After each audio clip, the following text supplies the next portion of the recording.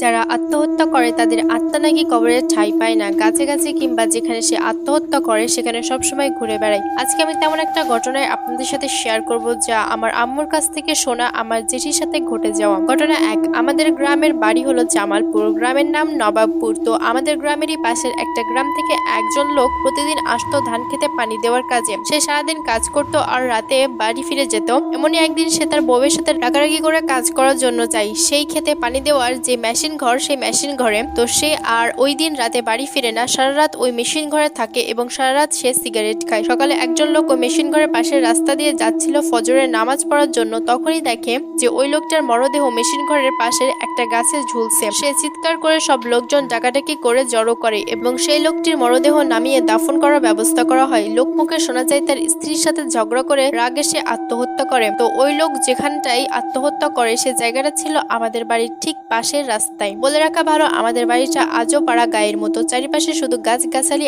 আর মাঝখানে আমাদের বাড়ি। তিনি মারা যাওয়ার পর থেকে আমাদের বাড়ি সহ আমাদের বাড়ির আশেপাশের বাড়ির মানুষও সন্ধ্যার পর আর বাড়ি থেকে বের হতো না ভয়ে। যদি কারো একদিন রান্না করতে দেরি হয়ে যেত তাহলে ওই দিন আর কেউ রান্না না করে শুধু চিড়া আর মুড়ি খেয়ে রাতটা কোনো রকম পার করতো, তাও ঘর থেকে বের হতো না সন্ধ্যার পর। এমনই একদিন জ্যোৎস্না ভরা রাতে আমার জেঠির খুব করে প্রকৃতির ডাক পায়। আমার জেঠি জানালা দিয়ে জ্যোৎস্নার আলো দেখে ভাবে হয়তো সকাল হয়ে গেছে প্রায়, তাই আর আমার দাদুকে ডাক দেয় না। বলে রাখা ভালো, আমাদের বাড়িটা এমন গাছগাছালি দ্বারা আবৃত থাকায় রাতের বেলা খুব একটা গাছ ছমছমে ভাব থাকতো, তাই কেউ যাতে ভয় না পায় তাই আমার দাদু, আমার আম্মু সহ আমার দুই চাচি এবং জেঠিকে বলে রাখে যে রাতের বেলা বাইরে বের হলে যেন আমার দাদুকে ডাক দেয়। ওই রাতে জ্যোৎস্না ভরা রাত দেখে সকাল হয়ে গেছে ভেবে আমার জেঠি আর আমার দাদুকে ডাক দেয় না, একাই যায় বাইরে। আমার জেঠিদের টয়লেটটা ছিল তাদের ঘর থেকে একটু দূরে একটা বাঁশ ঝাড়ের নিচে, তাই আমার জেঠি আর তাদের টয়লেটে যায় না, সে যায় তাদের ঘরের পিছনের দিক। আমার জেঠি যেই না বসেছে অমনি দেখে ওই লোকটি যেখানে আত্মহত্যা করেছিল সেখান থেকে আমাদের বাড়ির 81 গাছের বাগান দিয়ে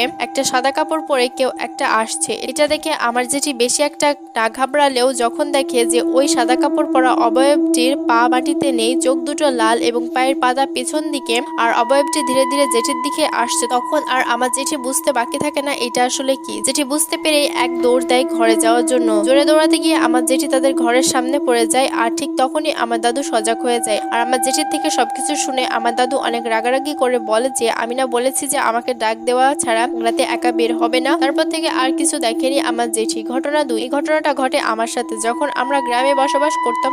তখন আমি খুবই ছোট ছিলাম, এই ধরেন 4 বা 5 বছর হবে। আমার আব্বু চাকরির সুবাদে ঢাকা থাকতো আর গ্রামে আমি, আমার আম্মু আর আমার বড় আব্বু থাকতাম আমার দাদা ও দাদির সাথে। তো একদিন আমি আর আমার আম্মু এবং আমার আপুর রাতে ঘুমানোর জন্য প্রস্তুতি নিচ্ছিলাম। আমার আর আমার আপুর মধ্যে ঝগড়া হচ্ছিল যে কে আম্মুর সাথে শোবে এই নিয়ে। আমি আবার আমার আম্মুকে ছাড়া ছোটবেলা থেকে ঘুমাতে পারতাম না, আবার খাটের কিনারাও ঘুমাতে পারতাম না, মাঝখানে আমাকে শুতে দিতে হতো। তো আপু ওই দিন বলছে যে তুই তো সবসময় আম্মুর সাথে ঘুমাস, তো আজকে আমি আম্মুর সাথে ঘুমাবো। আমি এইটা নিয়ে আপুর সাথে ঝগড়া করছিলাম আর এক পর্যায়ে কান্নাও করে দেই। আম্মু বলছে আজকে আমি মাঝখানে ঘুমাবো আর তোরা দুইজন দুই পাশে ঘুমাবি, কিন্তু এই প্রস্তাবে আমি রাজি হচ্ছিলাম না। তারপরও আম্মু জোর করে আমাকে কিনারায় ঘুমানোর জন্য দেয়। তো আমি কান্না করতে করতে এক পর্যায়ে ঘুমিয়ে যাই। আমার ঘুম ভাঙে ঠিক মধ্যরাতে কারো পানি ছিটায়। আমি দেখছিলাম যে একটা সাদা কাপড় পরা একটা অবয়ব আমার মুখে পানি ছিটিয়ে দিয়ে চলে যাচ্ছে। আমি এটা দেখে সাথে সাথে আম্মুকে খুব শক্ত করে জড়িয়ে ধরি, কিন্তু আম্মুকে আর ডাক দেই না। এরপর এই ব্যাপারে আমি আর কাউকে কিছু বলিনি, কারণ